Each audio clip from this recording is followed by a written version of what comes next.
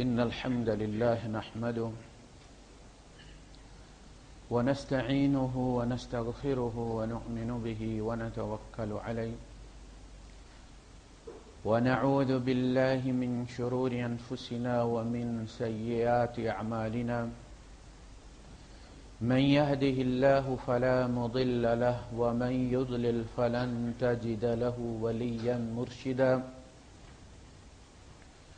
وأشهد أن لا إله إلا الله وحده لا شريك له ولا ضد ولا ند ولا مثيل له ولا مثال له وأشهد أن سيدنا ومولانا ومعلمنا ومرشدنا ومخرجنا من الظلمات إلى النور محمدا عبده ورسوله أرسله الله بالحق بشيرا ونذيرا وداعيا إلى الله بإذنه وسراجا منيرا فقد بلغ الرسالة وأدى الأمانة ونصح الأمة وكشف الغمة فترك أمته على المحجة البيضاء ليلها كنهارها لا يزيغ عنها إلا هالك اللهم صل وسلم وبارك عليه وعلى آله وأصحابه وأزواجه وذرياته وأهل بيته أجمعين أما بعد فأعوذ بالله السميع العليم من الشيطان الرجيم بسم الله الرحمن الرحيم والعصر إن الإنسان لفي خسر إلا الذين آمنوا وعملوا الصالحات وتواصوا بالحق وتواصوا بالصبر وقال تعالى ليس البر أن تولوا وجوهكم قبل المشرق والمغرب ولكن البر من آمن بالله واليوم الآخر والملائكة والكتاب والنبيين صدق الله العظيم رب اشرح لي صدري ويسر لي أمري واحلل عقدة من لساني يفقهوا قولي آمین یا رب العالمین۔ سورہ والعصر میں جو 4 چیزیں بیان کی گئی ہیں انسان کی خسارے سے نجات کے لیے: ایمان، اعمال صالحہ، تواصی بالحق اور تواصی بالصبر۔ پھر ایمان کی تفصیل آیہ بر میں بیان کی کہ نیکی یہی نہیں ہے کہ تم منہ پھیر لو یا منہ کر لو مشرق کی طرف یا مغرب کی طرف، یعنی آیت کی ابتدا یہ بتاتی ہے، بات کرنے کا انداز اللہ پاک کا یہ بتاتا ہے کہ اللہ پاک یہ فرما رہے ہیں کہ تم نے اسلام کو بڑا محدود سمجھ لیا ہے، دین کو بڑا محدود سمجھ لیا ہے کہ 2-4 چیزیں اس کی پکی پکڑ لیں اور باقی ساری کھا گئے۔ کہا کہ نیکی یہی نہیں ہے کہ منہ مشرق کی طرف کر لو یا مغرب کی طرف کر لو، اس لیے کہ اس وقت جو مسئلہ تھا وہ سارا یہ تھا کہ تم نے منہ ادھر کیا نماز نہیں ہوئی، اور تم نے منہ ادھر کر لیا تو اب تمہاری نماز نہیں ہوئی۔ کہا نیکی اس کی ہے وَلَكِنَّ الْبِرَّ مَنْ آمَنَ بِاللَّهِ، جو ایمان لائے اللہ پر۔ اب ایمانیات کی بحث شروع، اور یہ یہود سے کہا جا رہا ہے، عیسائیوں سے کہا جا رہا ہے کہ ذرا اپنے پتے دیکھو، اپنے ایمان کا۔ بے ایمانی کے ساتھ تمہاری نمازیں منہ جدھر مرضی ہے کر لو، کوئی نہیں ہوتی۔ جب تمہارا نیٹ ورک ہی کوئی نہیں ہے تو موبائل اونچا کرو یا نیچا کرو، نیٹ ورک پول کہاں سے آئے گا بھائی؟ کنیکشن لیا ہے، کنیکشن ہے ایمان، یہ سب سے پہلی چیز۔ اچھا، ہم نے ایمانیات پہ بڑی گفتگو کی، 27 سال ہو گئے مجھے اس مسجد میں اسی موضوع پہ بات کرتے ہوئے۔ میں کبھی بھی، حالانکہ لوگ کہتے بھی ہیں، میں نماز کی تفصیلات میں کبھی نہیں جاتا، اس کو اپنا موضوع میں نہیں بناتا، الا یہ کہ کوئی مجبوری ہو، اس لیے کہ نبی کریم صلی اللہ علیہ وسلم نے منبر پر نماز کے مسائل بیان نہیں کی ہے۔ کسی کو ضرورت محسوس ہوئی ہے تو آپ نے بتا دیا، ورنہ آپ نے کہا کہ جس طرح میں پڑھتا ہوں دیکھ کے پڑھتے جاؤ۔ پھر ہم یہاں نہ تو میری پرورش اس قسم کے ماحول میں ہوئی فرقہ وارانہ ماحول میں، نہ میری تعلیم اس قسم کے فرقہ وارانہ ماحول میں ہوئی ہے کہ کسی خاص مسلک کو میں خدا بنا کے اس کے دفاع کی ساری زندگی کوشش کرتا رہا۔ ہم ایمان پہ بات کرتے ہیں اس لیے کہ ایمان وہ محرک ہے جس نے باقی کام کروانے ہیں۔ اگر اس میں کوئی کمی بیشی ہے تو بعد کے اعمال جو ہیں وہ شاید فائدے کی بجائے پھر نقصان دیں۔ من صلی یرائی فقد اشرک، جس نے ریاکاری کی نماز پڑھی اس نے شرک کیا۔ اچھا، 27 سال محنت کرنے کے بعد میں یہ سمجھتا ہوں کہ ایک بندہ سمجھ گیا ہے کہ اللہ پاک کتنا قادر ہے اور اللہ پاک کا تعلق انسان کے ساتھ کتنا کلوز تعلق ہے، اس کا رگے جان سے قریب ہے۔ فرمایا ہم تمہاری سوچ سے بھی آگاہ ہوتے ہیں، اس لیے کہ انسان عمل جب کرتا ہے تو وہ سوچ کے بعد کرتا ہے۔ پہلے سوچ آتی ہے، پھر اس سوچ کے خلاف ایک سوچ آتی ہے کہ اس کے سائیڈ ایفیکٹس یہ ہیں، اگر آپ نے کیا تو پھر یہ ہوگا۔ پھر وہ اندر جنگ ہوتی ہے اور پھر اس جنگ میں جو سوچ غلبہ پا لیتی ہے وہ عمل میں آ جاتی ہے۔ اللہ پاک فرماتے ہیں کہ ہم تمہاری سوچوں سے آگاہ ہیں۔ وَلَقَدْ خَلَقْنَا الْإِنسَانَ وَنَعْلَمُ مَا تُوَسْوِسُ بِهِ نَفْسُهُ۔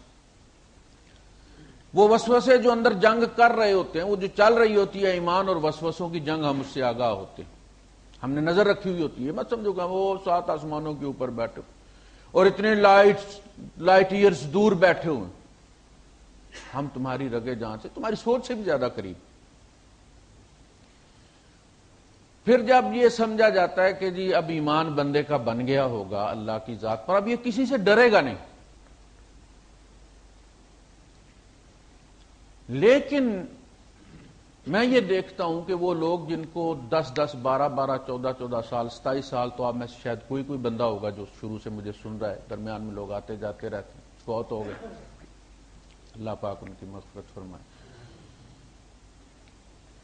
10 12 سال 14 سال سننے کے باوجود جب بندہ پاکستان جاتا ہے اور پھر وہ آ کر مسائل پوچھتا ہے اور شرماتا بھی ہے کہ قاری صاحب کہیں گے یار تم کب سے میرا خطبہ سن رہے ہو، 5 منٹ میں تمہیں کیا سمجھاؤں گا جو تمہیں 5 سال میں نہیں سمجھا سکتا۔ اچھا، پھر وہ شرم سے اپنا نام نہیں لیتا، کسی کا مسئلہ بیان کرتا ہے کہ کسی نے دم کر دیا، تعویذ کر دیا، اب اس کے ساتھ ایسا ہوتا ہے، گھر میں ایسا ہوتا ہے۔ اچھا، پھر ساتھ یہ بھی کہتا ہے کہ جی جادو تو برحق ہے نا، نبیوں پر بھی ہو جاتا ہے۔ اب ظاہر ہے کہ یہ ایک بہت بڑا پنکچر ہے ہمارے ایمان میں، نلکی لیک ہے۔ یہ جو ہے نبیوں پر بھی جادو ہو جاتا ہے، یہ ہماری نلکی لیک ہے۔ صبح بھر کے ہوا کھڑی کرو ایمان میں، شام کو نکلی ہوئی ہوتی ہے۔ وہ جو حضور نے فرمایا تھا نا، یصبح مؤمنا و یمسی کافرا، صبح مومن ہوگا ہوا پوری ہوگی اور شام کو نکلی ہوگی کافر ہوا ہوگا۔ و یمسی مؤمنا، شام کو ہوا پوری کر کے کھڑا کرو، اسے لٹاؤ کمبل میں، و یصبح کافرا، صبح اٹھے گا ہوا نکلی ہوئی ہوگی۔ نبیوں پر بھی ہو جاتا ہے، جادو برحق ہے۔ یہ وہ چیز ہے کہ مجھے بڑے افسوس کے ساتھ کہنا پڑتا ہے کہ جو ہمارے ایمان کا پنکچر ہے، کمزوری، یہاں ہمارا ایمان، آپ جو پانی دیتے نا سبزی کو، تو وہاں کوئی چوہے وغیرہ کا بل ہوتا ہے، کوئی کھڈ ہوتی ہے، تو پانی سارا اس میں جا رہا ہوتا ہے، اور وہ جو چلا رہا ہے نا وہ کنویں کو، اور ایک بندہ آگے ہوتا ہے فیلڈ میں، وہ آواز دیتا پانی کوئی نہیں آ رہا ہے بھائی، وہ کہتا ہے یار پانی ادھر سے تو چھجے میں اتنا جا رہا ہے، پورے لوٹے بھر کے آ رہے ہیں، پارچھا بڑا ہوا جا رہا ہے، پانی جا کہاں رہا ہے؟ پتا چلا جی چوہے کا کھڈ ہے۔ یہ ہمارے ایمان میں چوہے کی کھڈ ہے، سارے درس اس کے اندر چلے جاتے کہ نبیوں پر بھی جادو ہو جاتا۔ اصل مسئلہ کیا ہے؟ دیکھیے، روایت ہے بخاری میں، صحائح ستہ میں، بخاری اور مسلم میں بھی. یہ جو ہشام صاحب ہیں، ہشام ابن عروہ ابن زبیر، یہ ان کی روایت.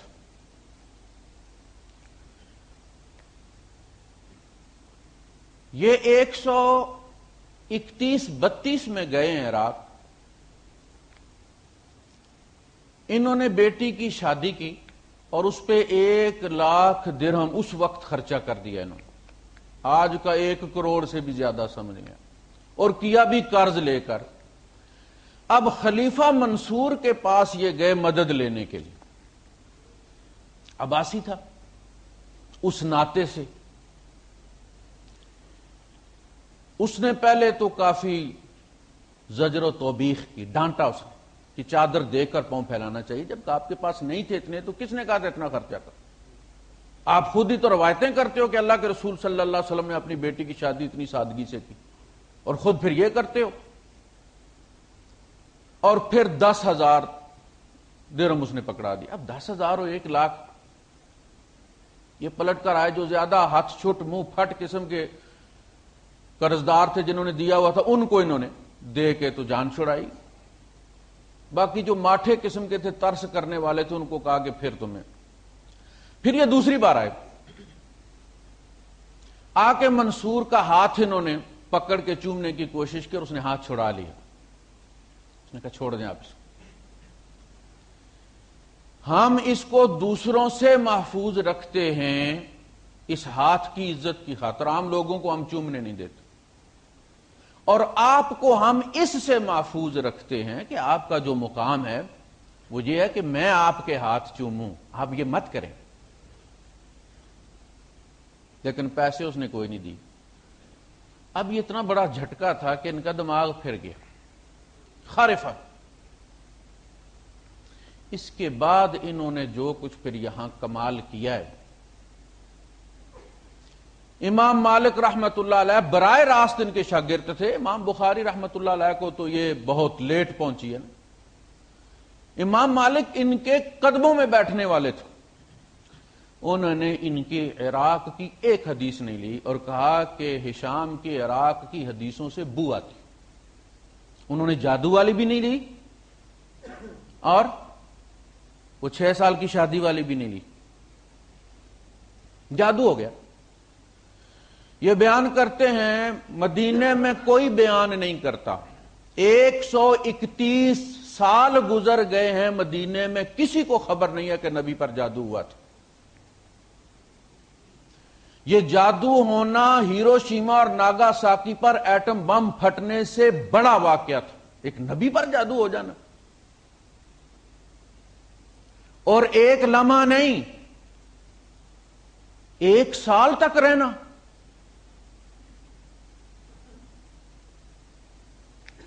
یہ کہتے ہیں کہ مجھے میرے ابا نے بتایا ہے اور میرے ابا کو ان کے ابا نے بتایا ہے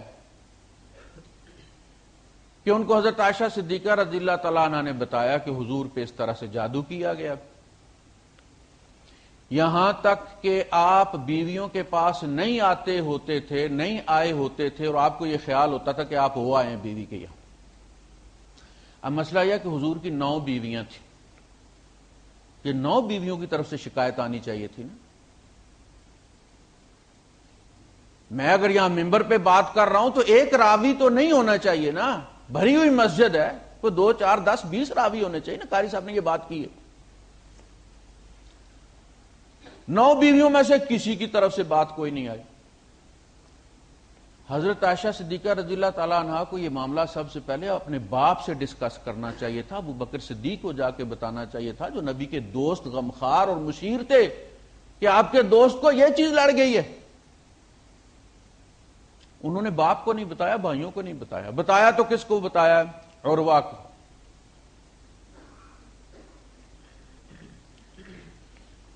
اچھا، عروہ نے بھی کسی کو نہیں بتایا، دبا کے رکھی ہے بات. عروہ نے بتایا تو کس کو بتایا؟ اپنے بیٹے ہشام کو. ہشام نے بھی دبا کے رکھی ہے بات، مدینے میں ذکر نہیں کیا. 87 سال کے ہو کے یہ فوت ہوئے، 46 میں فوت ہوئے، 31-32 میں یہ گئے عراق، اور 131-32 میں جا کے یہ بات عراق سے مدینے خبر آئی ہے کہ حضور پر جادو ہو گیا تھا۔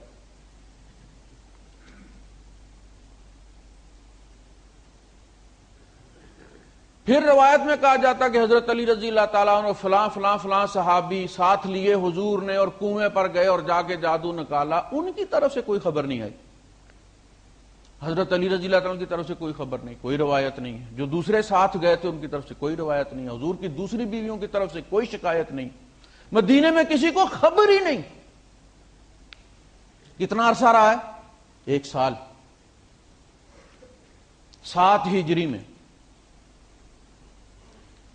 اب اس کے جو نتائج نکلتے ہیں، ہمارے علماء چونکہ اس طرف جاتے نہیں ہیں، راوی چین ہی چین لکھتے، اپنے مدرسے میں ہوتے ہیں، قال اللہ و قال رسول، بندے آتے ہیں، ہاتھ چومتے ہیں، گھٹنے چومتے ہیں، نکل جاتے ہیں۔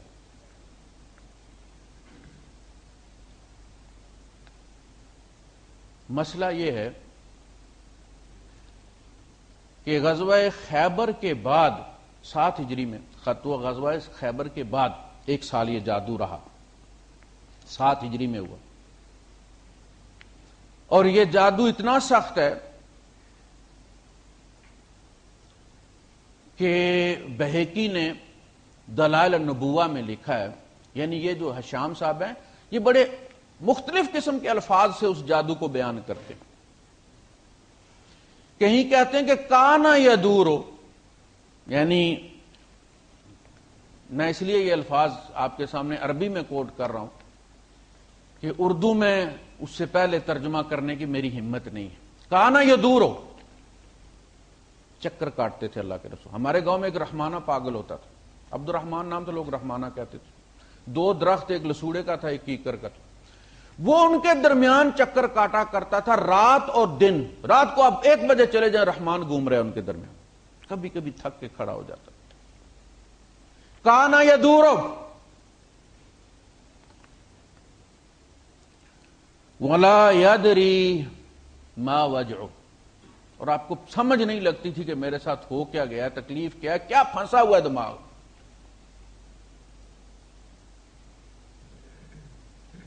کہیں کہا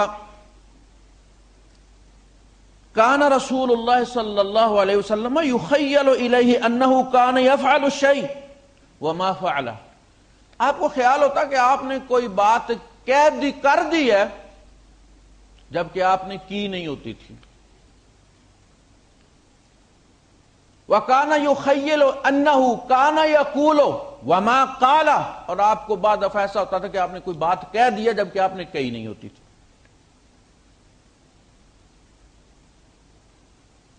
اور یہ کہ آپ سمجھتے تھے کہ بیوی کے پاس سے ہو کر آ گئے، لیکن آپ بیوی کے پاس جاتے نہیں تھے۔ 1 سال۔ غزوہ خیبر کے بعد وحی کا نزول بہت تیزی کے ساتھ ہوا اور احکامات کی شکل میں ہوا، چونکہ روٹی کھانے کو ہو گئی تھی مسلمانوں کو۔ غزوہ خیبر سے متصل پہلے غزوہ احزاب ہوا ہے، اور غزوہ احزاب میں قحط سالی تھی اور نبی کریم صلی اللہ علیہ وسلم نے 2 پتھر باندھے ہوئے، زکوٰۃ کوئی نہیں تھی۔ خیبر میں جب خیبر مسلمانوں کو ملا ہے تو کھانے کو کچھ ہوا ہے، حالات تبدیل ہوئے، اب زکوٰۃ بھی فرض ہوئی۔ اور 7 ہجری میں، یعنی یہ جادو کے دوران ہی ابو ہریرہ رضی اللہ تعالیٰ عنہ مسلمان ہوئے، 2.5 سال وہ حضور کی صحبت میں رہے۔ اس کا مطلب ہے جو حضور ابو ہریرہ سے کہتے رہے وہ جادو کے دوران والی حدیثیں، کوئی اسی چیز کی گارنٹی کوئی نہیں رہتی۔ اس دوران جو قرآن نازل ہوا اس کی کیا گارنٹی ہے؟ پتہ ہے شیعہ کیا کہتے ہیں؟ ایک عربی ہے تیجانی، پہلے مالکی تھا پھر شیعہ ہوا، اس کی کتابوں میں سارے ریفرنسز ہماری کتابوں کے، میں تھک گیا ہوں ڈھونڈ ڈھونڈ کے کہ کسی جگہ اس کو جھوٹا ثابت کر دو، لیکن نکلتا ہے مواد ہمارے یہاں سے۔ ہمارے ساتھ کیا ہوا، جیسے پولیس نہیں کرتی عوام کے ساتھ کہ خود پوڑی رکھتی اور پھر برآمد کر لیتی ہے، بھئی تم سے چرس برآمد ہوئی۔ عراقیوں نے سارا مٹیریل ہمارے یہاں رکھ کے اب نکال نکال کے کہتے ہیں یہ تمہارے ہاں سے۔ کہتا ہے یہ جو 1 سال ہے نا جس میں نبی کریم صلی اللہ علیہ وسلم کا دماغ ہیک ہو گیا تھا، شیطانی قوتوں نے قبضہ کر لیا تھا، یہ پورا سال وہی حضور کے قریب ترین جو رشتہ دار تھے عرب کے قانون اور اصول کے مطابق وہی پھر ان پر آتی تھی، ڈائیورٹ کر دی تھی اللہ پاک نے۔ وہ جو سال پر وہی نازل ہوئی علی پر، وہ جب علی لے کر گئے، جب قرآن اکٹھا کرنے لگے صحابہ تو علی لے کر گئے تو صحابہ نے وہ لینے سے انکار کر دیا، ابو بکر اور عمر نے لینے سے انکار کر دیا۔ اس پہ حضرت علی نے کہا کہ اللہ کی قسم میں تمہارے پاس حق لے کر آیا تھا اور تم نے اس کا انکار کر دیا ہے، اب تم قیامت تک اس کو دیکھ نہ پاؤ گے، اور میں اب یہ قیامت کے دن اللہ کے یہاں ہی فیصلہ ہوگا۔ ثابت کر دیا نا، سال حضور پر جادو کر کے ہم نے ان کی بات کو ثابت کر دیا۔ یہاں بلاک ہے وہ ویب سائٹ آنسرنگ اسلام، عیسائیوں کی ہے، اس پہ جائیں تو پتہ چلتا ہے کہ اس حدیث کو اور 6 سال والی حدیث کو موضوع بنا کر انہوں نے پھر کیا کیا اعتراضات اسلام پر کیے۔ سوال یہ ہے، یہودیوں نے ابو بکر پر نہیں کیا، عمر پر نہیں کیا، عثمان پر نہیں کیا، علی پر نہیں کیا، عبداللہ ابن مسعود پر نہیں کیا، عبداللہ ابن عباس پر نہیں کیا، خالد بن ولید پر نہیں کیا، امام بخاری پر نہیں کیا، مسلم پر نہیں کیا، ابو داود پر نہیں کیا، ابو حنیفہ پر نہیں کیا، مالک پر نہیں کیا، اور پوری اسلامی تاریخ میں صرف محمد پر کیا، جس کے بارے میں تمہارا قرآن کہتا ہے ان اللہ و ملائکتہ یصلون علی النبی، ہر لمحہ وہ ہستی اللہ کے درود کے سامنے رہتی، اور اللہ پاک فرماتا ہے فَإِنَّكَ بِأَعْيُنِنَا، اے نبی تو ہماری آنکھوں میں بستا ہے۔ الَّذِي يَرَاكَ حِينَ تَقُومُ، جب تو قیام میں کھڑا ہوتا ہے تو ہم تجھی کو دیکھتے رہتے ہیں۔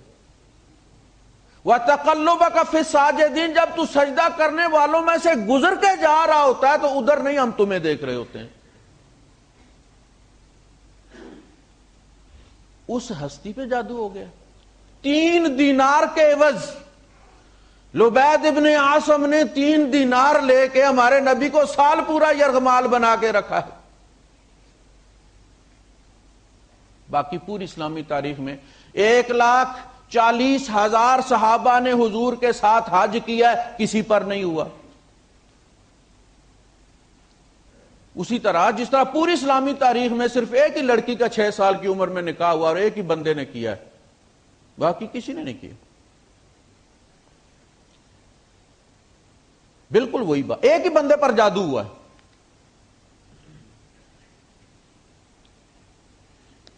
اب جب اللہ پاک اپنے نبی کی حفاظت نہیں کر سکا بھائی صاحبان، تو میں آپ کا ایمان کیا بناؤں؟ میں تو یقین نہیں کرتا۔ ابو بکر جساس الرازی رحمت اللہ علیہ اپنی کتاب احکام القرآن میں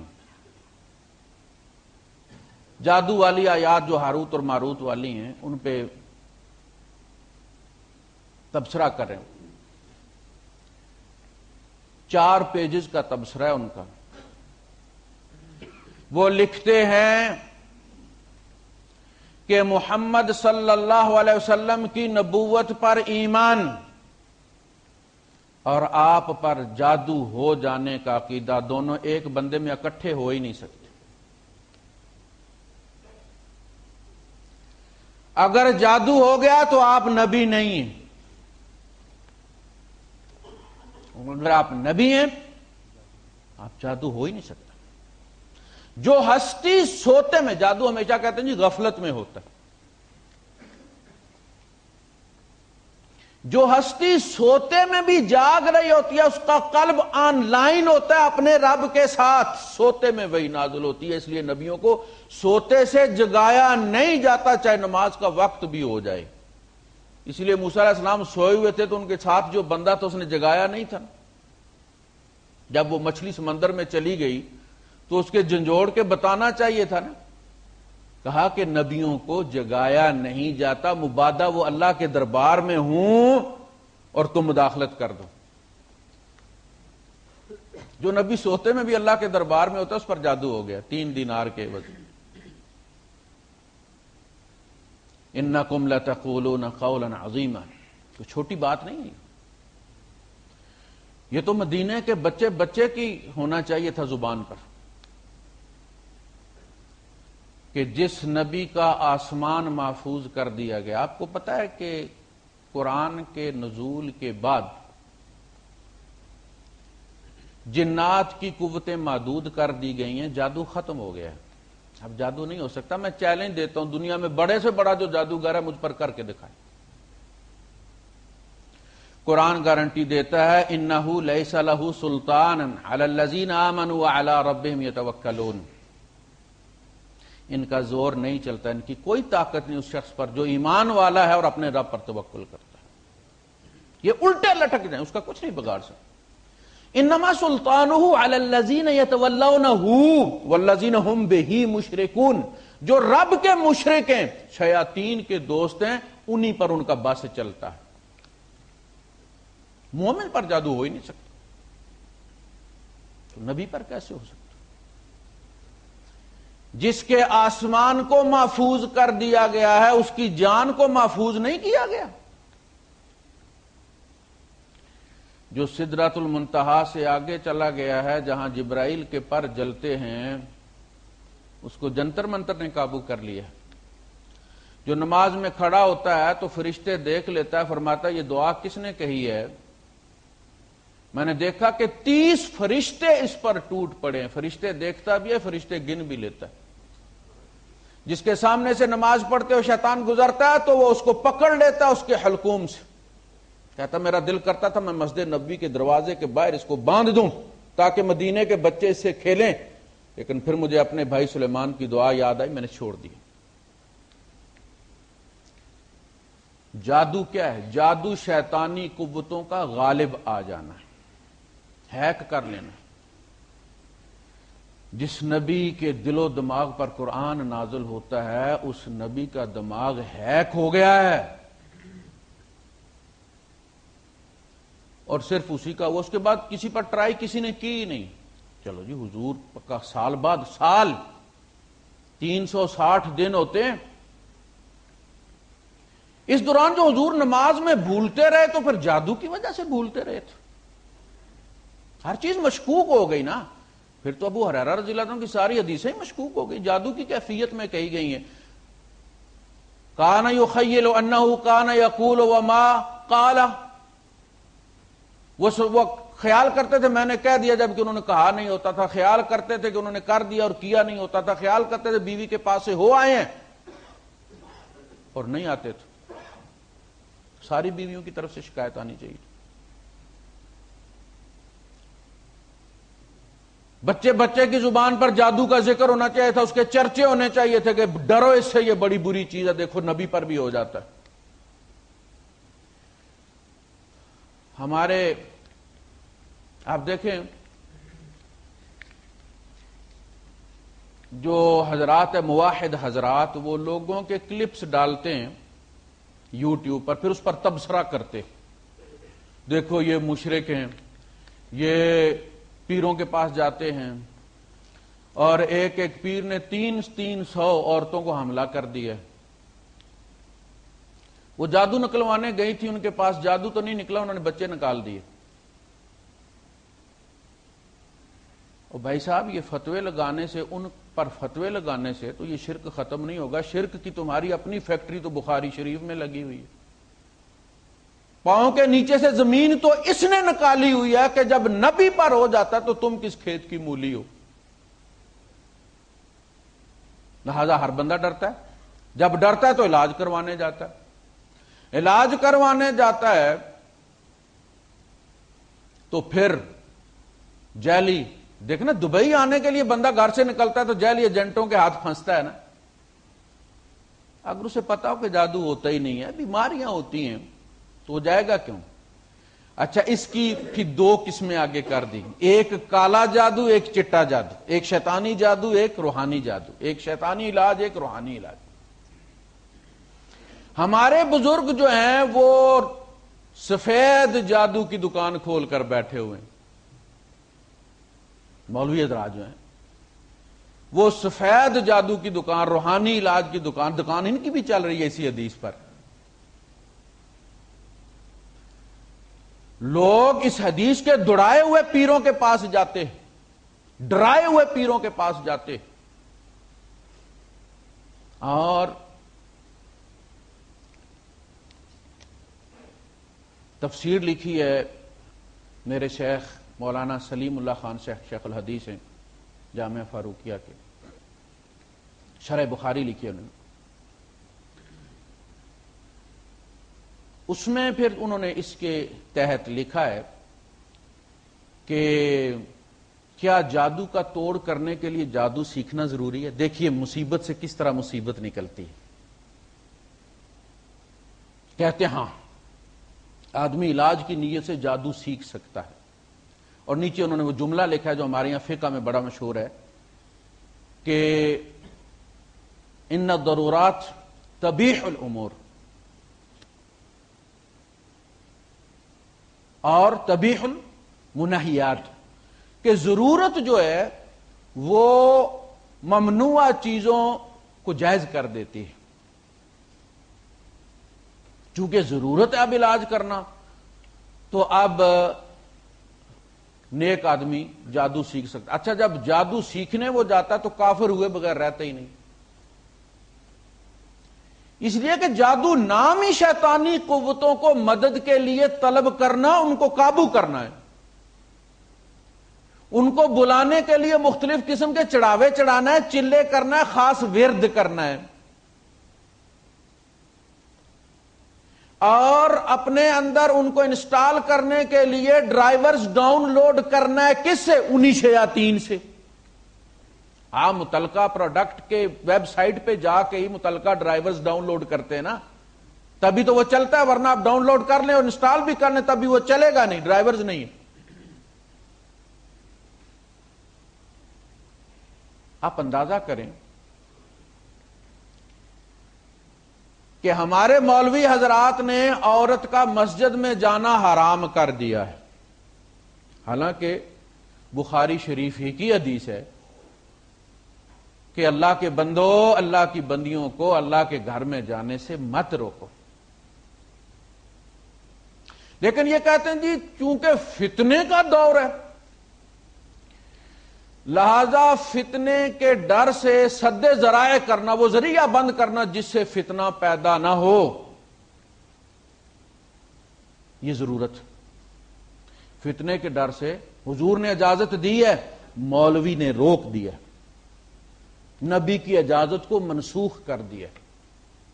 کس کے کہنے سے؟ کہتے ہیں حضرت عائشہ صدیقہ رضی اللہ تعالیٰ عنہ نے فرمایا تھا کہ اگر آج حضور ہوتے تو روک دیتے۔ یہ تو ان کا جملہ ہے نا، یہ تو عائشہ صدیقہ رضی اللہ تعالیٰ عنہ کا جملہ ہے، یہ نبی کا قول تو نہیں کہ ہوتے تو روک دیتے۔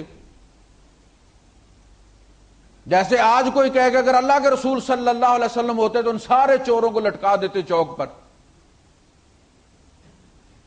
اب اس حدیث نے شرک کی فیکٹری چلائی ہوئی، نیک ہو یا بد اس کا ایمان متزلزل ہے۔ کس اللہ پر توکل کرے بندہ جو اپنے نبی کی حفاظت نہیں کر سکا، ہینڈز اپ کر گیا؟ کس نبی کی بات پر اعتبار کرے کہ یہ دعا پڑھ لو تو صبح سے شام تک کچھ نہیں ہوگا؟ سرکار آپ کو جادو ہو گیا، ہمیں کیسے نہیں ہوگا؟ یہ ممکن نہیں ہے کہ نبی کی ذات پر کما حقہ ایمان ہو اور نبی پر جادو کا عقیدہ ساتھ رہے۔ یہ دونوں میں سے ایک ہی چیز رکھنی پڑے، یا ایمان بالرسالت یا ایمان بالسحر، پھر اللہ پر ایمان۔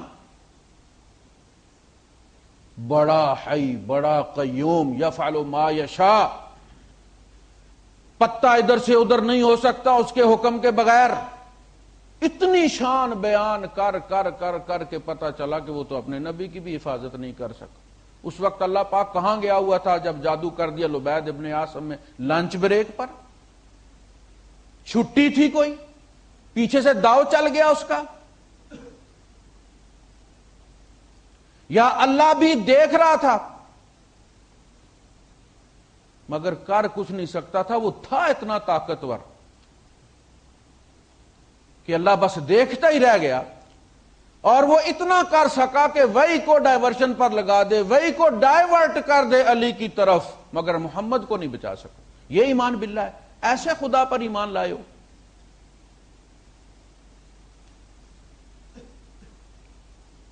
جادو برحق نہیں ہے، نبی پر جادو نہیں ہوا ہے. یہ اس بندے کا دماغ خراب تھا. ہشام کا دماغ خراب ہو گیا تھا. کاش اس کی عراقی حدیثیں نکال دی جائیں جس طرح امام مالک نے نکال کے پھینک دی. لیکن ہمارا دماغ خراب نہیں ہے، الحمدللہ ہمارا ٹھیک ہے. نبی کے قریب نہیں شیطان خود کہتا ہے بیچارہ، اس نے جب درخواست دی، اپلیکیشن دی، جمع کروائی، مجھے مہلت دی جائے، کچھ قوتیں عطا کی جائیں، تو اس نے کہا لَأُغْوِيَنَّهُمْ أَجْمَعِينَ إِلَّا عِبَادَكَ مِنْهُمُ الْمُخْلَصِينَ. اللہ میں ان سب کو گمراہ کروں گا، میں سب کو بھٹکاؤں گا سوائے تیرے ان لوگوں کے کہ جو تیرے سلیکٹڈ لوگ ہیں، چنے ہوئے لوگ، انبیاء. کسی نبی پر بھی اس کا زور نہیں چلا. یعنی نبی شہید کیے گئے ہیں. یقتلون النبیین بغیر حق ویقتلون الانبیاء بغیر حق. قرآن کہتا ہے انہوں نے نبیوں کو قتل کیا ہے. انسانوں نے نبیوں کو قتل کیا ہے، مگر کسی نبی کے ذہن پر کبھی بھی شیطان قبضہ نہیں کر سکتا. ممکن نہیں. عصمت ختم ہو جاتی ہے نبی کی، بھروسہ ٹوٹ جاتا ہے نبوت کا. وہ کہتا ہے کہ تیرے سلیکٹڈ لوگوں پر میرا زور نہیں چلے گا. اور اللہ پاک فرماتا ہے ان عبادی لیس لک علیہم سلطان، میرے بندوں پر تیرا زور نہیں چلے گا. اور سورہ جن کیا کہتی ہے کہ اس وحی کے سٹارٹ ہونے کے ساتھ ہی جنوں کی قوتیں محدود کر دی گئی ہیں. اللہ کے رسول صلی اللہ علیہ وسلم فرماتے ہیں کہ ہر شیطان کے سر پر ایک فرشتہ کوڑا لیے کھڑا آگ کا، اور اس کے ڈر سے وہ شیطان سر نہیں اٹھاتا نظریں نیچی کر کے. اگر ان کو چھوڑ دیا جائے تو اللہ کی قسم تم میں سے کوئی بھی جنت میں نہ جائے.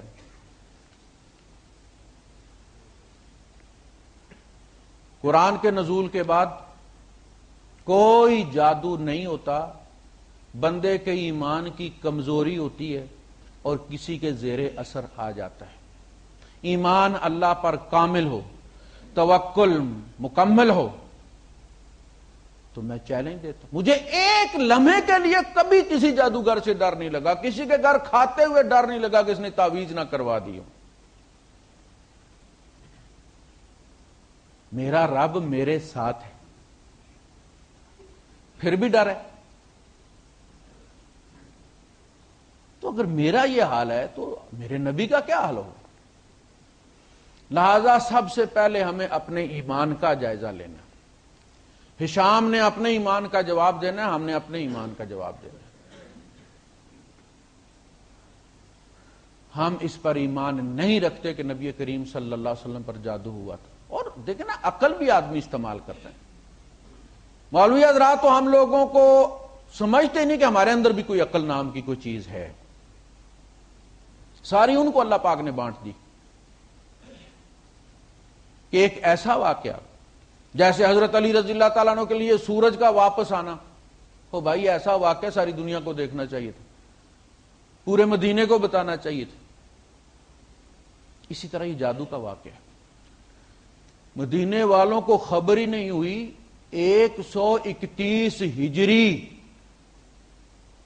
جب اس روایت کو کنفرم کرنے والا کوئی بندہ زندہ نہیں رہا کہ کسی سے جا کے بندہ پوچھ لیتا کہ یہ ہشام جو بات کر رہا ہے یہ واقعی صحیح ہے. سارے بندے مر گئے. عراق سے خبر آئی ہے کہ حضور پر مدینے میں جادو ہوا ہے. 131 سال مدینے والوں کو کوئی پتہ نہیں ہے کہ حضور پر جادو ہوا تھا. اسی طرح اسی راوی کی اسی دور کی یہ حدیث ہے 6 سال والی کہ 6 سال کی عمر میں نبی کریم صلی اللہ علیہ وسلم نے نکاح کیا. اب دیکھیے بخاری میں اس کا علاج موجود ہے اگر عقل کھولے نا آدمی. اگر حضور صلی اللہ علیہ وسلم نے حضرت عائشہ صدیقہ رضی اللہ تعالیٰ عنہ سے 6 سال کی عمر میں نکاح کیا ہے تو آپ کی پیدائش بنتی ہے سن 5 نبوی. حضرت عائشہ صدیقہ رضی اللہ تعالیٰ عنہ 5 نبوی یعنی اعلان نبوت کے 5 سال بعد یہ پیدا ہوتی ہیں اگر 6 سال والی مانی جائے. کتاب التفسیر میں امام بخاری حدیث لے کر آئے ہیں. حضرت عائشہ صدیقہ رضی اللہ تعالیٰ عنہ فرماتی ہیں کہ جب سورہ القمر نازل ہوئی اور اس میں اللہ پاک نے یہ آیت نازل فرمائی وَالسَّاعَةُ مَوْعِدُهُمْ وَالسَّاعَةُ أَدْهَى وَأَمَرَ أَدْهَى وَأَمَرَ قیامت ان کی اپوائنٹمنٹ ہے, قیامت کو ہم ان کو نپٹیں گے, وہاں ریزلٹ نکلے گا اور قیامت بڑی ہی خوفناک, دہشتناک اور بڑی کڑوا ایونٹ ہے. فرمایا جب یہ آیت نازل ہوئی تو کنت جاریتن, جاریہ 5 سال سے اوپر جو لڑکی ہوتی ہے اس کو کہتے ہیں. کنت جاریتن العب, میں یہ آیت پڑھتی پھرتی تھی اور دوڑتی پھرتی تھی. کوئی جملہ چڑھ جاتا نا. اب اگر بخاری ہی کی اس حدیث کو لیا جائے تو یہ سورت نازل ہوئی ہے سن 4 نبوی کو. سمجھ لگی؟ 4 نبوی کو نازل ہوئی ہے اور یہ اس وقت اگر 5 سال یا اس سے زیادہ تھی تو اس کا مطلب ہے کہ اعلان نبوت سے 1-2 سال یہ پہلے پیدا ہو چکی تھی. دور نہ جائیں آپ, بخاری سے اس کو سیدھا کر لیں. ہمارے علماء کیا کرتے ہیں, کہتے ہیں کہ چونکہ بخاری میں پیچھے گزر چکا ہے کہ 6 سال کی عمر میں آپ کی شادی ہوئی تھی, لہذا سورہ قمر کے نازل ہوتے ہوئے یہ اس وقت ان کو ہونا نہیں چاہیے, عائشہ صدیقہ کو ہونا نہیں چاہیے, انہوں نے کسی سے سن لیا ہوگا. وہ کہتی ہیں میں کھیلتی پھرتی تھی. مولوی صاحب کہتے ہیں چونکہ انہوں نے پیرامیٹر وہ رکھا نا, فٹا جو ہے وہ 6 سال والا رکھا ہے, حالانکہ فٹا اس کو رکھتے تو وہ 6 سال سیدھے ہو جاتے, بخاری سے ہی سیدھے ہو جاتے. لیکن چونکہ ہمارے مولوی کے دماغ میں پھنسی ہوئی ہے 6 سال, کرتا کوئی بھی نہیں. یہ بھی صرف ایک ہی بندے نے کیا پوری امت اسلامیہ میں. کہتے تھے عربوں میں رواج ہوتا تھا. بھائی رواج ہوتا ہے تو کوئی 2-3 مثالیں دے دو نا یار, کہ فلاں بندے نے بھی 6 سال کی لڑکی سے شادی کی تھی. اس حال میں قرآن حکیم کہتا ہے کہ نکاح کی ایک ایسی کامن عمر ہے کہ جو سارے مذاہب ساری قوموں میں نون ہے, معروف ہے. قرآن حکیم یہ کہتا ہے کہ شادی کی عمر اس کے لیے شریعت بنانے کی ضرورت نہیں, یہ انسانی فطرت اور کامن سینس میں رکھا گیا. ہر مذہب اور قوم, ایون کہ اگر کوئی لا مذہب ہے تو اسے بھی پتا کہ شادی کی عمر کون سی ہوتی ہے. اور یار کسان کو یہ پتا ہوتا ہے کہ وچھی کب رلانی ہے, اس کو بھی اس کی عمر کا پتا ہوتا ہے کہ اب اس کو ملانا چاہیے. قرآن کہتا ہے وَابْتَلُوا الْيَتَامَى حَتَّى إِذَا بَلَغُوا النِّكَاحَ, یتیموں کو ٹیسٹ کرتے رہو ان کی عقل کو یہاں تک کہ وہ نکاح کی عمر کو پہنچ جائیں. عمر نہیں لکھی اس لیے کہ ہر مذہب, سکھوں کو بھی پتا بیٹی کب بیانی, ہندوؤں کو بھی پتا ہے بیٹی کی شادی کی عمر کون سی ہے.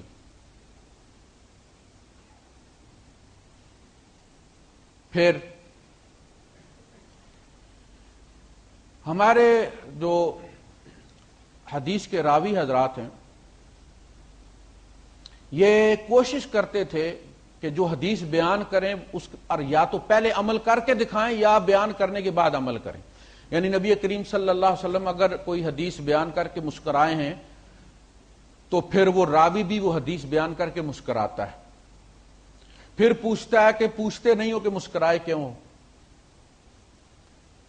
پھر وہ پوچھتے ہیں کہ جی بتائیے آپ مسکرائے کیوں ہیں، کہتے ہیں کہ میرے استاد نے بھی اس طرح بیان کر کے مسکرائے تھے اور پوچھا تھا کہ پوچھتے نہیں ہو کہ مسکرائے کیوں ہو، یہاں تک کہ اس صحابی تک جاتی ہے جس نے نبی کریم صلی اللہ علیہ وسلم سے سنی تھی، اور وہ کہتے ہیں کہ حضور مسکرائے اور پھر آپ نے کہا کہ پوچھتے نہیں ہو میں مسکرایا کیوں ہوں۔ امام اعمش جاتے ہیں، پچھنے لگواتے ہیں پنڈلیوں پر، وہ جو بلڈ نکالتے ہیں کٹس لگا کے، اور وہ حدیث بیان کرتے ہیں، عصر کا وقت ہے، حدیث بیان کرتے ہیں وہ کہ اللہ کے رسول صلی اللہ علیہ وسلم نے پچھنے لگائے اور نائی کو 1 درہم دیا۔ اس کے بعد وہ اٹھے، مجلس برخاست ہوئی حدیث کی، بازار گئے، جا کے پچھنے لگوائے اور نائی کو 1 درہم دیا۔ اور بھائی صاحب 14 صدیاں گزر گئی ہیں، کسی محدث نے 6 سال کی بچی سے شادی کر کے نہیں بتایا کہ یہ لیں جی میں نے بھی 6 سال کی بچی سے شادی کی ہے، یا اپنی بچی کسی 6 سال کے مفتی تقی عثمانی صاحب کو 53 سال کے 55 سال کے کو دی ہے، یہ لیں۔ کیوں نہیں کرتے ہو؟ شان کے خلاف، عزت پر حرف آتا ہے، صرف عزت نبی کی نہیں، تم کیوں نہیں کرتے ہو؟ بڑا پیارا فارمولہ قرآن نے دیا ہے، کوئی بھی حدیثوں سے پہلے قرآن پر پیش کیا جاتا ہے۔ حضرت عائشہ صدیقہ رضی اللہ تعالی عنہا نے کتنی حدیثیں قرآن پر پیش کر کے رد کر دی۔ عبداللہ ابن عمر کی کہا کہ جی وہ جو رو رہے تھے اور میت کو عذاب ہو رہا تھا ان کے رونے کی وجہ سے، آپ نے فرمایا قرآن کہتا وَلَا تَزِرُ وَازِرَةٌ وِزْرَ أُخْرَىٰ، رونا ان کا عذاب اس کو کیوں ہوگا؟ قرآن کے خلاف، حضور قرآن کے خلاف کیسے کہہ سکتے؟ جب عائشہ صدیقہ رضی اللہ تعالیٰ عنہ پر بہتان لگا تو اللہ پاک نے ایک فارمولہ دیا، قیامت تک اپلائی کریں گے، کبھی نہیں بٹکیں گے۔ فرمایا لولا ظن المؤمنون والمؤمنات بانفسهم خیرا، ایمان والوں نے جب یہ خبر سنی تو گمان کیوں نہیں کیا اپنے بارے میں اچھا خیر کا، اپنے بارے میں، عائشہ کے بارے میں نہیں، اپنے بارے میں۔ ابو درداء کہتے ہیں ام درداء سے کہ ام درداء اگر تم عائشہ کی جگہ ہوتی اور اکیلی رہ جاتی اور کوئی بدری صحابی تمہیں مل جاتا تو تم بدکاری کر لیتی؟ وہ کہتی ہیں کہ معاذ اللہ یہ ممکن نہیں ہے۔ فرمایا ام درداء اللہ کی قسم عائشہ تم سے بدرجہ بہتر ہے، پھر وہ کیسے کر سکتی ہے؟ اور وہ جس کا الزام لگایا گیا اللہ کی قسم وہ مجھ سے بدرجہ بہتر ہے، میں نہیں اپنے بارے میں یہ سوچ سکتا کہ مومنوں کی ماں مجھے اکیلی مل جائے اور میں بدکاری کر لوں تو وہ کیسے کر سکتا ہے؟ اپنے آپ اپنے نفس پہ پیش کریں اس فعل کو۔ آپ میں سے کون ہے جو 6 سال کی بچی سے نکاح کرنے کے لیے تیار ہے؟ 6 سال کی بچی دیکھ کے آپ میں سے کس کو بیوی کا خیال آتا ہے، بیٹی یا پوتی کا خیال نہیں آتا؟ یہ بھی حشام کا کارنامہ ہے، اور اسی دور کا جب ان کا دماغ پھر چکا تھا، یہ بھی اسی زمانے کی بات، اور اس کا ثبوت کیا ہے؟ محدثین میں کوئی بھی اس پر عمل کر کے نہیں دکھاتا۔ امام بخاری رحمت اللہ علیہ نے تو جان ہی چھڑا لی، انہوں نے شادی نہیں کی۔ یہ صاحب کہتے ہیں جنہوں نے یہ روایت کی ہے، ہشام ابن عروہ، کہ میں نے بھی اپنی بیوی سے 9 سال کی عمر میں شادی کی تھی،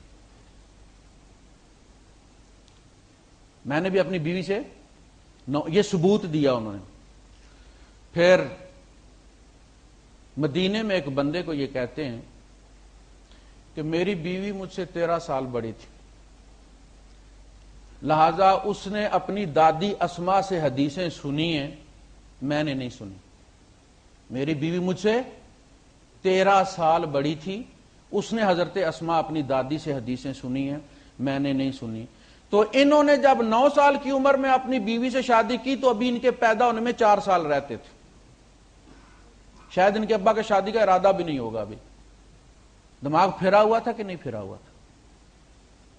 نبی پر انگلیاں اٹھتی ہیں، نبی پر پیڈوفل کہتے ہیں، پیڈوفل جو بچوں کو اذیت دے کے جنسی تشدد کرتا ہے اور بچی کی چیخوں سے لطف اندوز ہوتا ہے، پیڈوفل وہ کہتے ہیں لوگ ہمارے نبی کو۔ ایک قاری صاحب نے 10 سال کی بچی سے شادی کی، الاخبار کی میں نے کٹنگ کاٹ کے لگائی ہوئی اپنی ڈائری میں. لکھتے ہیں وحشی درندہ صفت کاری کو پولیس نے گرفتار کر لیا ہے اور ریمانڈ کے لیے پیش کر دیا ہے. یہ سارے الفاظ ہمارے نبی کے بارے میں لوگ استعمال کرتے ہیں. مولوی صاحبان کی تو خیر ہے، یہ نہ ٹی وی دیکھتے نہ یہ ویب سائٹ پہ جاتے، لیکن مسئلہ یہ ہے کہ جو سنتا ہے جو دیکھتا ہے. میں نے کہا کہ میں نے وہ جب دیکھا وہ مناظرہ جس میں وہ عیسائی خاتون مسلمان کو کہہ رہی تھی، وہ صرف ایک جملہ کہہ دی تھی آرام سے بیٹھ کے ایسے دونوں ہاتھ رکھ کے، پیڈوفل، یور پروفٹ از پیڈوفل، اور تڑکتے ہوئے دانوں کی طرح اچھلتا تھا مسلمان مولوی. ثبوت تمہاری اپنی کتاب میں موجود ہے، اس کو کیا کہتے ہو؟ مارنے کو دوڑتے تھے اس عورت کو. ایمان کو درست کریں. نبی کریم صلی اللہ علیہ وسلم پر جادو ہو سکتا ہی نہیں، کسی نبی پر بھی نہیں ہو سکتا. ہمارا ایمان ہر نبی کے بارے میں ویسا ہی ہے جیسا اپنے نبی کے بارے میں. جو ہمارے نبی کے ساتھ نہیں ہو سکتا کسی کے ساتھ بھی نہیں ہو سکتا. اور کوئی حدیث بیان کرے کہ ہمارے نبی کریم صلی اللہ علیہ وسلم نے مجمع میں کپڑے اتار دیے تو ہم یقین کر لیں گے؟ اس کو تو مینشن کیا ہے کتاب الحدیث والمحدثین میں کہ اللہ کی قسم اگر سارے راوی بدری ہوں اور وہ یہ روایت کریں کہ ہمارے نبی نے کپڑے کہیں اتار دیے تو ہم کبھی اس پر یقین نہیں کریں. اللہ پاک نے قرآن میں کہا ہے کہ کچھ چیزیں ایسی ہوتی ہیں کہ ان کے بارے میں سوچنا بھی گناہ ہوتا.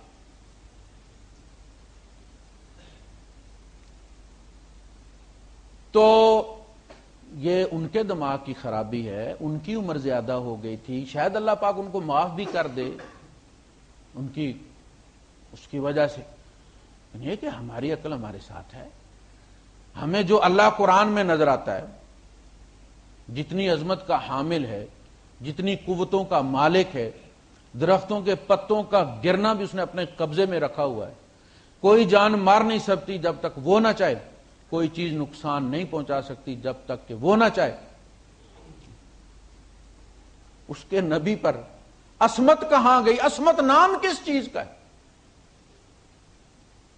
جنات ثبوت دے رہے ہیں کہ صرف نبی کی ذات کو نہیں، عرش تک پورے ایریے کو محفوظ کر دیا اللہ پاک، قریب نہیں پھٹکنے دیتا ان. ہاروت و ماروت کا کیا قصہ ہے؟ کیونکہ یہ بھی جادو کے ہی سلسلے میں آتا ہے. ہاروت و ماروت 2 فرشتے ہیں جن کو نازل کیا گیا تھا، چونکہ یہود جادو کرتے تھے اور سابئی جو تھے ستارہ پرست، وہ ستاروں کی جو اب یور لک، آپ کا یہ ہفتہ کیسے گزرے گا، فلاں ستارے کے اندر پیدا ہوئے تو یہ ہوگا، آپ کا برج یہ ہے، آپ کا برج یہ ہے، آپ کا برج یہ. کچھ بھی نہیں، ان کا کوئی تعلق نہیں انسان کی قسمت کے ساتھ. یہاں تو یہ کہ ہاتھ اٹھاؤ اور بدلی کروا لو، وہاں یہ ہے کہ بدلی ہو ہی نہیں سکتی. تم جس برج کے تابع ہو وہی تمہارے ساتھ ہوگا. تو وہ برج میرا خدا ہو گیا، وہ میرا خالق ہو گیا، اس نے میری تقدیر طے کر دی. ایسا ہو ہی نہیں سکتا. مسلمان یہ نہیں سوچ سکتے. ہاروت ماروت نے لوگوں کو بتایا کہ دیکھو ہم تمہیں جادو کی ٹیکنیک بتانے لگے ہیں کہ یہ کس طرح شعبدہ بازی کرتے ہیں. جادو صرف شعبدہ بازی ہوتی ہے، نظر بندی ہوتی ہے، نفسانی قوت کا دوسرے پر اثر انداز ہونا ہے.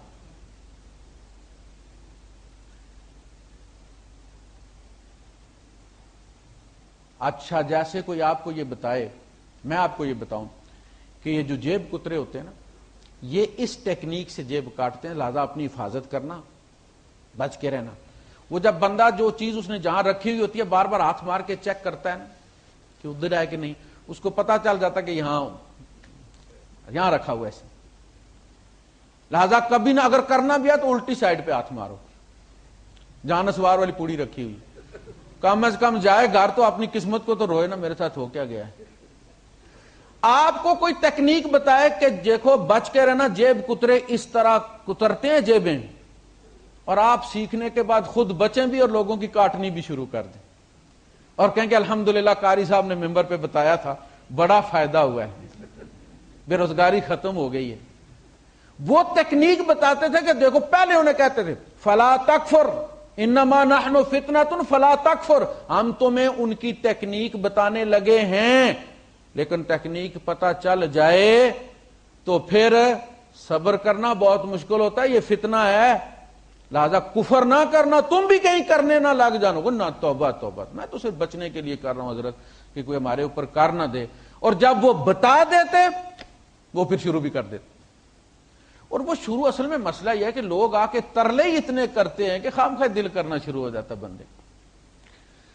یہ جو ہمارے یہاں چٹا جادو کرتے ہیں نا مسجدوں میں، سفید جادو ہے تو دکان ہی ہے نا بھائی صاحب، جیسے کپڑے کی مختلف قسمیں ہوتی ہیں، گاڑیوں کی اپنی اپنی ایجنسی ہوتی ہے، یہ ساری ہے کمائی کا ذریعہ۔ تو اس میں نہ بھی کرنا چاہے بندہ تو اتنے ترلے کرتے ہیں اور اتنا اڑاتے ہیں اس کو کہ صاحب ہم نے تو سنا کہ آپ کا وار خالی جاتا ہی نہیں، آپ تو یوں کر دیتے ہیں، آپ سے فلاں تعویذ لے کر گیا اور اس کے بعد وہ ملینئر ہے جناب علی، اتنے بینکوں سے قرضہ لیا اس نے، اور یہ ریاض صاحب بھی کسی کی پھونک مروائی ہوئی ہے انہوں نے، ملک صاحب نے، اسی لیے جامعہ افسہ کو بھی دیتے ہیں اور فلاں جگہ بھی دیتے ہیں اور فلاں جگہ بھی دیتے ہیں۔ بھائی صاحب وہ صرف یہ سکھاتے تھے کہ جادوگر کس تکنیک سے کرتا ہے، اگر تم اس سے اتنی حد تک ہٹ جاؤ کہ اس کی آواز تم تک نہ پہنچے تو وہ الٹا بھی لٹک جائے، تمہارا کچھ نہیں بگاڑ سکتا، ایک بات۔ دوسری بات یہ کہ جب تک تم اپنے آپ کو طوعاً راضی نہ کرو اس کے سامنے، پیش نہ کرو اپنے آپ کو اس کے سامنے کہ تم کر لو میرے اوپر جو کرنا ہے، تب تک وہ کچھ نہیں کر سکتا۔ یہ جو ہپناٹائز کرتے ہیں نا، آپ کو پتا ہے کہ جب تک وہ جو ان کا کلائنٹ ہے وہ اپنے آپ کو ان کے سپرد نہ کرے، کوئی کسی کو ہپناٹائز نہیں کر سکتا، یہ آپ سرنڈر کرتے۔ وآخر دعوانا الحمدللہ رب العالمین۔